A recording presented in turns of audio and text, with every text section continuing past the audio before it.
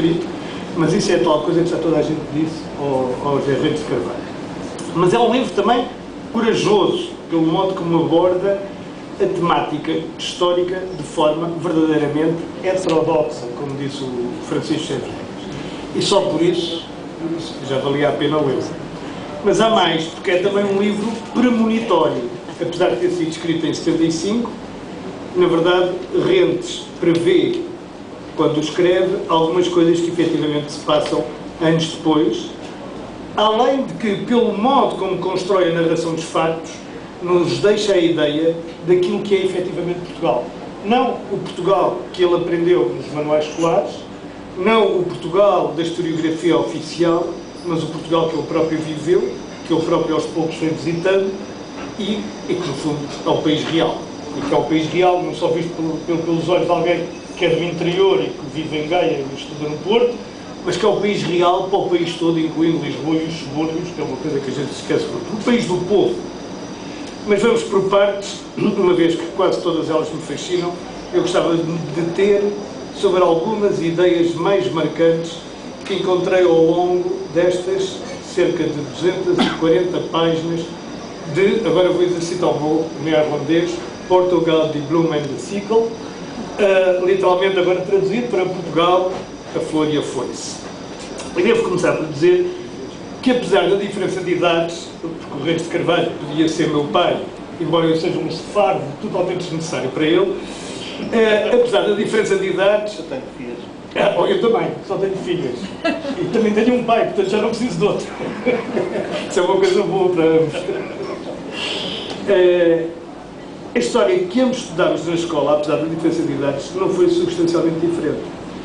E essa história o que era? Era uma sucessão de glórias que se fundavam na especificidade deste povo, um povo verdadeiramente descendente dos lusitanos, homens da fibra de um viriato, moldados pelas virtudes católicas que iam do milagre de Covadonga à aparição de Nossa Senhora de Fátima, e era isto que a gente tinha. O século XX, que era, provavelmente foi o século mais bárbaro de todos os séculos na Europa desde o Renascimento, era ensinado de raspão. E destacava-se Salazar, que nos salvava da guerra, e pronto, como se dizia na altura, éramos pobretes, mas alegretes, e tínhamos no quadro um país do Minha Timor como célebre mapa da Europa, que aliás num livro bem descrito, onde por cima da Europa estavam as possessões coloniais todas, demonstrando que não, Portugal não era um país pequeno. Pessoalmente, a minha primeira suspeição que algo estava mal nesta história é que foi quando descobri muito novo que o viriato era tão ou mais herói em Espanha do que em Portugal. Eu disse, não, são descendentes dos lusitanos, pai, está aqui qualquer coisa. Depois eu tive a felicidade de andar no colégio moderno e apanhei as convulsões de 25 de Abril quando era estudante e precisamente estudante de História. Tive ainda a felicidade de apanhar alguns professores que eficaz, prudentemente, mas de forma eficaz, contribuíram para desfazer esta mitologia. E neste livro, que foi terminado há 39 anos, como já foi dito, em 1975, e portanto publicado em holandês na altura, mas que só agora é posto à disposição daqueles, penso, 99,99% de portugueses que não dominam o holandês e que não leem, começa justamente por aqui, pela desmitificação da história portuguesa, tal como ela era comumente ensinada nas escolas. Foi também um professor que abriu os olhos e mostrou a luz a José Reis de Carvalho, apontando-lhe o quê? A obra de Oliveira Martins. Reis de Carvalho tenta apanhá-la nas bibliotecas do Liceu, não consegue, mas compra os 2 volumes da 10ª edição de 1927, curiosamente publicados 3 anos antes do próprio autor nascer. E escreve assim: ora, o historiador, escreve José Reis de Carvalho, com um simples parágrafo, limpou-nos a cabeça das teias do heroísmo e, pelo menos no que me diz respeito, vacinou-me contra as versões oficiais passadas, presentes e futuras dos acontecimentos históricos. Eu aqui subscrevo totalmente o ceticismo de uma história que, para mais, depois de gloriosa e patriótica, se transmutou em materialista e científica. A primeira encheu o povo de alma, de fé, de crença e de resignação. A segunda retirou-lhe isto tudo para o encher o povo trabalhador de virtudes como a esperança, a luta e a resistência. E eu, na minha idade, apanhei os 2 lados desta mesma moeda, que faz da história uma justificação dos atos de quem manda. E lá que o Vasco da Gama mandou cortar umas orelhas e umas mãos a quem não lhe fez a vontade, e que a história dos descobrimentos, longe de ser a do encontro pacífico dos povos, foi uma anarquia de roubos e uma série de depredações sanguinárias, como escreve, como está no livro, devo dizer-vos que isso não constituiu uma grande novidade para mim.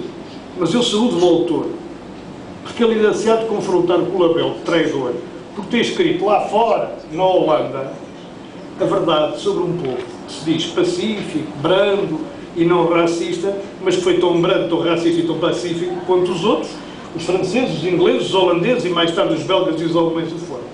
E a este respeito, eu jamais posso esquecer uma experiência pessoal, que é quando acompanhavam uma visita do presidente Mário Soares, uma visita oficial como jornalista, e em Oman eles nos mostram o Museu Nacional de Moscou, e o guia descrevia com um ar totalmente tranquilo as barbaridades dos portugueses, em especial desse poço de virtudes que foi Afonso de Albuquerque, que deve ser o nome mais mal visto daquela data.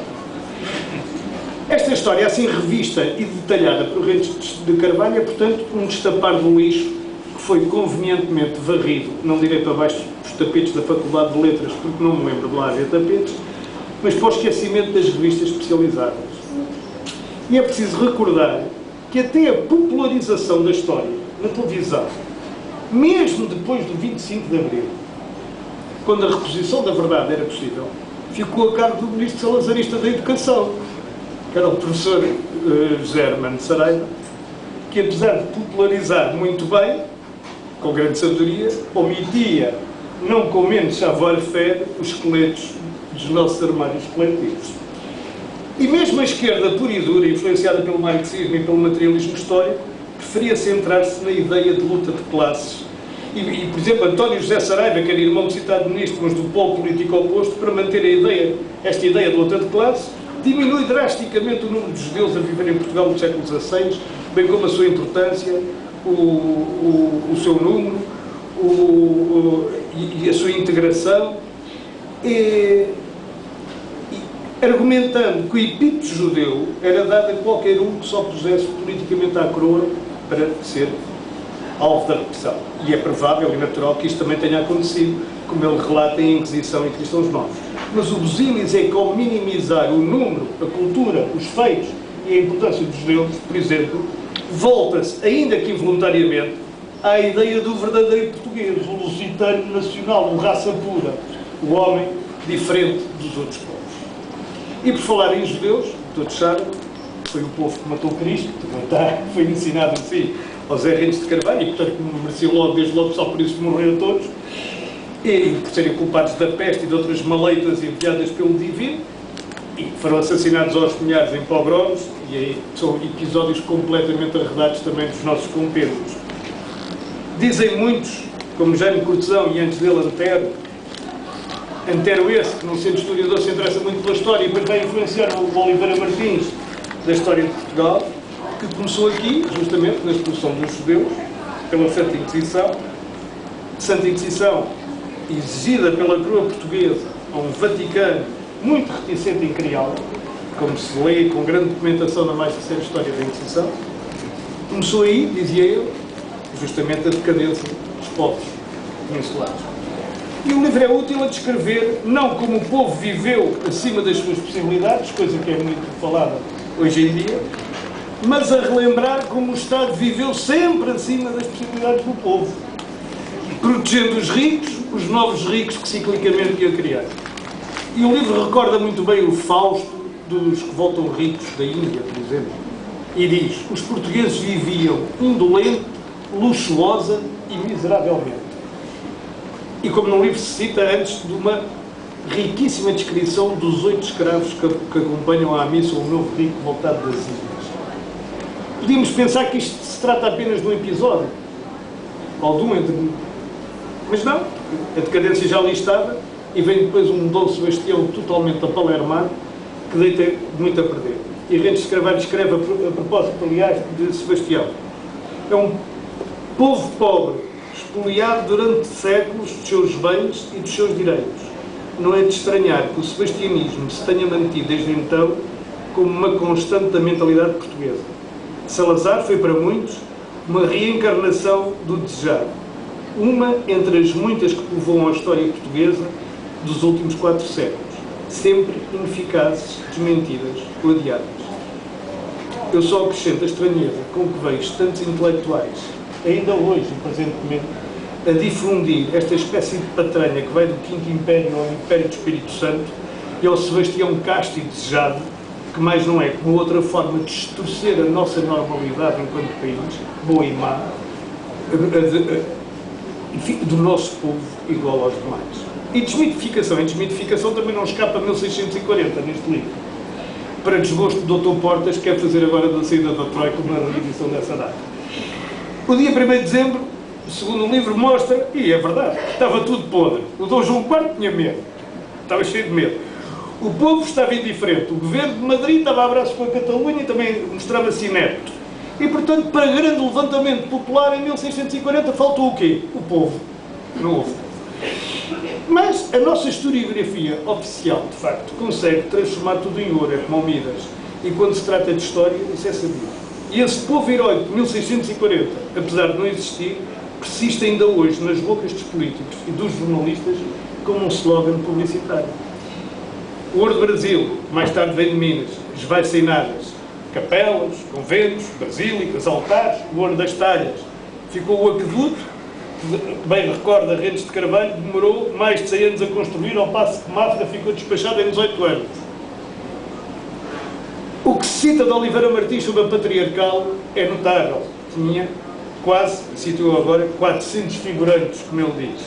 Parece um ministério, daqueles grandes tipo Ministério de Educação, onde, se a gente tirar da descrição padres, capelães e prelados e se pusermos lá pedagogos, psicólogos, especialistas em ciências de educação, porque músicos também deve haver no Ministério da Educação, e se por acaso até tiver esquecido ainda há lá um capelão ou outro, a gente tem mais ou menos a descrição do Fausto, da corte e daquilo que são as cortes.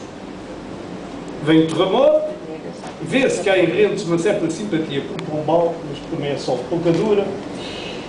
E a gente volta ao mesmo com a viradeira mais tarde, e o mesmo Pombal, se nós formos estudar bem, tem que se lhe diga, nomeadamente na criação do absolutismo ainda esclarecido, mas que não deixa de ser absolutismo, no nepotismo que nomeia o irmão cardeal patriarca de Lisboa, na intriga com o despacho aos adversários, enfim, tudo isso.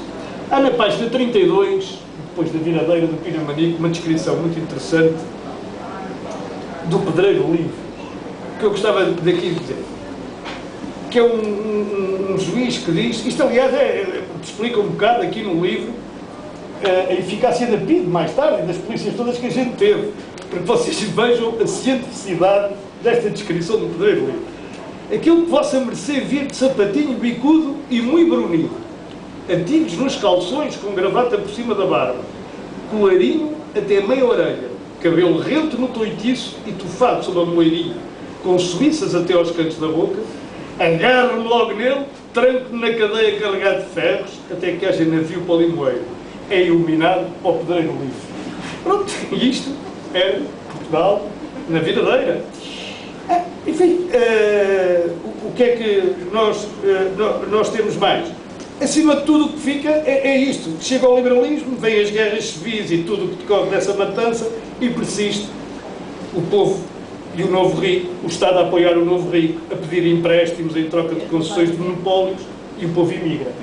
E é sempre a única constante de todo este livro. O povo imigra, o povo imigra, o povo imigra. E na República, estou a acelerar, senão temos que fazer uma sessão só para o 25 de Abril, como é óbvio, há a balbúrdia total. Rentes de Carvalho diz que são homens de boa vontade. E escreveu há 39 anos. Mas quanto mais se sabe da República, menos se gosta dela. Eu cheguei a dizer isto aos promotores do centenário, agora em 2010.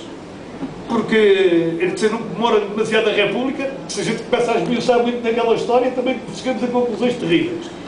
E é verdade, porque ainda assim vimos muitos pecados, além das virtudes, que obviamente também houve, vimos muitos pecados, e, por exemplo, a vacuidade da carbonária, o espírito vingativo da formiga branca, o espírito caciquista do Partido Republicano Português não escaparam, neste centenário, não escaparam à percepção geral. Mas é claro que nada disto se compara com o que virá depois, com o salazarismo. E que é uma parte importante da história, aqui neste livro, é uma parte importante, já é uma parte vivida, digamos. Tudo até aqui são partes que se vão buscar à historiografia não oficial, digamos, mas depois entramos no salazarismo. E eu, que sou de famílias que toda a vida só puseram esse regime. Eu recordo bem as prisões de madrugada, os interrogatórios, aqueles que depois de passarem pelo Aljube ou por Caxias passavam lá por casa à procura de conforto. Eu próprio ainda fui detido numa leva que o livro também relata em breves linhas na página 123, quando vão cento e não sei quantos estudantes, e para eventuais estudantes presos. Mas de resto, como se dizia no tempo do meu avô, que era um republicano e reviralhista ilustre, o regime de Salazar, de facto, eram 10 famílias, mas a oposição eram 20. O povo emigrava, como sempre. E a história que Rentes de Carvalho faz até ao 25 de Abril, e recordo mais uma vez que ele escreveu em 75 e não agora, é impiedosa, mas é verdadeira. Ao lado das torturas, das prisões, ao lado da bonomia semi-estúpida do pão de ló a acompanhar as refeições dos wolframistas, as notas de 1000 a servir de cantocheira na altura do Wolframe, quando ele diz o país inteiro andava bêbado. Mas também a oposição longínqua do povo, a oposição a este regime que era uma oposição longínqua do povo, a oposição de café, a oposição bem pensante. Eu recordo o meu pai me contar de um jantar onde uma criada de Libré servia de luvas brancas e no fim toda a gente cantava a Internacional, que eram todos socialistas. Recorda Rentes de Carvalho igualmente os talentos que haviam de sair da gaveta quando acabasse o fascismo e que nunca saíram.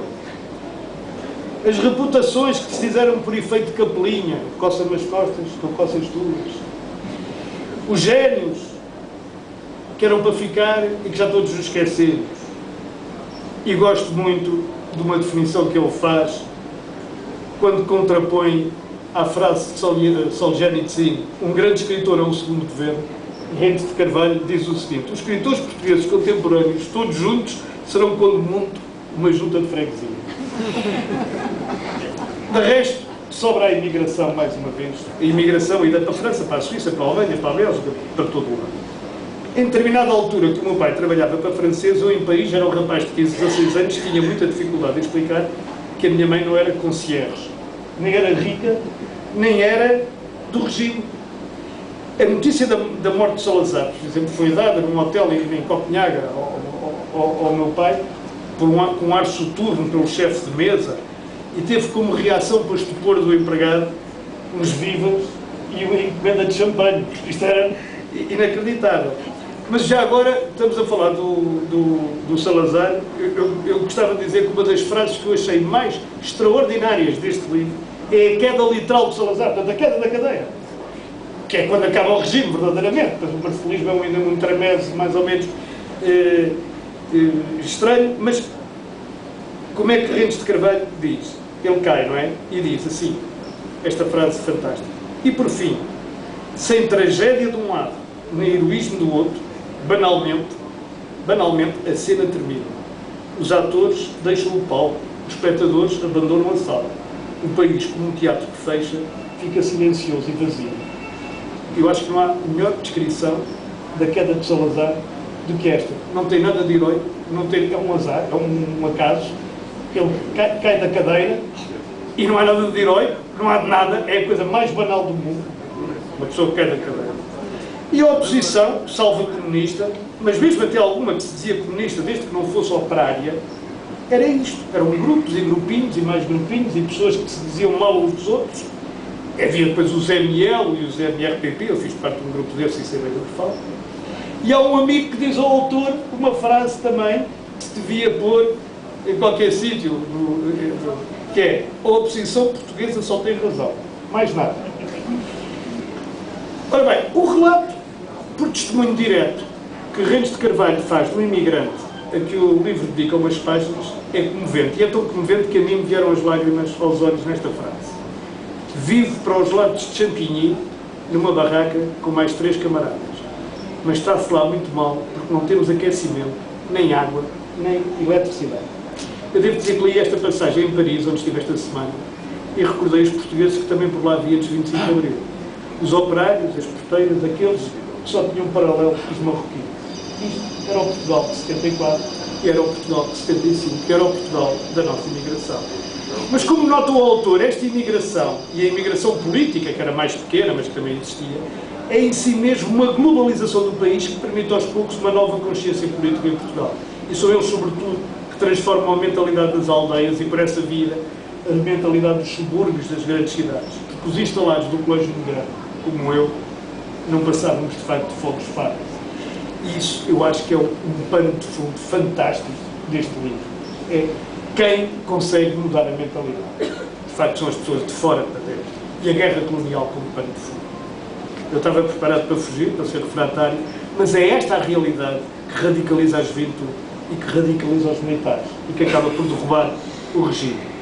As páginas em que são descritas as peripécias também são imperdíveis. Como, aliás, a descrição do marcelismo, que é um regime de pouca duração, como eu já disse, 6 anos à deriva, entre a ala liberal de Sá Carneiro e Balsemão, os duros de Tomás e Caúza, e bom, chega ao 25 de Abril, num setão, e começa uma boa parte do livro. E aqui o autor tenta perceber as jogadas todas, as jogadas do grande capital, as jogadas dos capitães, as jogadas dos partidos, as jogadas de toda a gente. Há partes que me parecem até desculpabilizadoras do papel de Vasco Gonçalves e dos comunistas. Ele hoje, numa entrevista ao Expresso, diz, bem, mas pelo menos eram os únicos que estavam organizados e que ainda sabiam mais ou menos o que é que queriam, coisa que também é verdade, não deixa de ter razão. Mas, felizmente, já a terminar o livro escreve: outro erro grande do Partido Comunista Português, a atuação dos seus responsáveis no setor de informação. Mentir e manipular acontece à esquerda e à direita. Mas os jornais de obediência comunista, a rádio e a televisão, onde os comunistas predominam, o serviço de informação do Exército, à medida que o torrente lhes tornou menos favorável, mais se excederam em querer defender o dogma com um zelo e uma cegueira que não poderiam ser maiores se obrassem pelos interesses dos adversários. E eu escrevia à margem, embora a minha margem seja eletrónica, se ele não escrevesse isto estava em falta. Porque eu lembro-me dos comunistas a dominar os órgãos de comunicação social e, de facto, era uma coisa terrível. Estou aqui a olhar para um velho camarada meu de jornalismo que também sabe isso muito bem. Ora bem, de um modo geral, o relato pós-25 de Abril, o livro termina antes do 25 de Novembro, em outubro de 75, é factual, saudável, corajoso, sobretudo tendo em conta a época em que é escrito. Naturalmente as ideias não fluíam com a mesma, digamos, da mesma forma que fluem hoje, não, as ideias não eram iguais. Todos nós tínhamos utopias e esperanças e ideias relativamente diferentes.